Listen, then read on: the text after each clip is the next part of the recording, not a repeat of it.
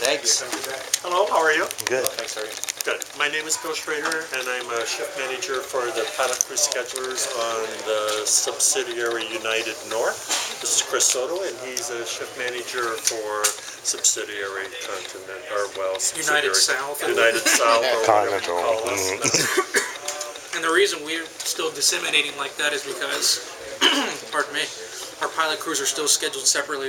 There's not a joint labor agreement between the two groups, so while we're still accomplishing the same goals, just playing under a different rule book. But still looking to do the same thing. So just for your information, I'll give you a little background and a little summary of how we schedule pilots.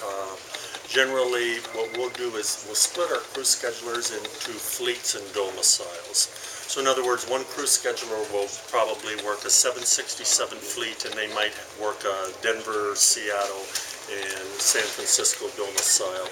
And we'll have another crew scheduler working the 67 fleet, and they might work Washington, Chicago, and Newark domicile. So everything is split on domiciles and fleets, and then it is the crew scheduler's responsibility to ensure that these flights go out on time and recrew everything like that if they need to be. Schedule integrity is our main goal here, to try and get things out on time as scheduled. Any leading questions so far before we keep going? Do the pilots stay in those same domiciles all the time, or can they switch? They can switch, sure, well, are you meaning like on a permanent basis? So if I'm a pilot and I'm in Chicago, can I move to San Francisco, or are you asking can I fly something out of San Francisco? Well, I guess not understanding the full scope of how that works, but so you had the three areas. Is that kind of the routing that the pilot does? Oh, okay. And then he can, I guess, request to go West Coast style instead of staying in the East or something. No, it's not a request. It is not a request. It is the needs of the operation. Okay. So if you're based in Chicago and these are our options. So when we're into what we call our regular operations, or say we have a mechanic. So we have a crew that's in Kennedy right now. In New York, they're supposed to fly New York to Chicago, Chicago to Denver. And now there's a mechanical in New York, so obviously they're not going to make it to Chicago. Well, then what we do is find another crew out of Chicago to fly to Chicago again.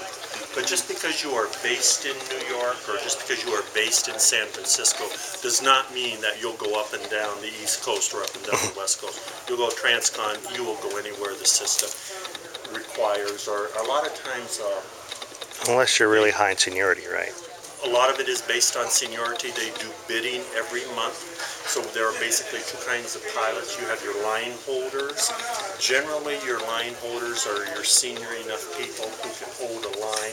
So I know, as a line holder, I get my monthly schedule in December, and I know exactly where I'm flying and exactly what I'm doing, versus a reserve who, for the most part, would be more of a junior person in that fleet or in that seat.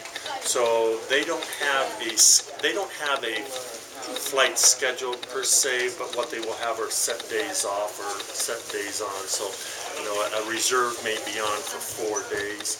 We can call the reserve at home, given contractual limitations and everything, and we can send them anywhere we want them to do it. So this is some ways how we are able to recoup from sick calls, from irregular operations. We have a set of reserve pilots at home most of the time. Most of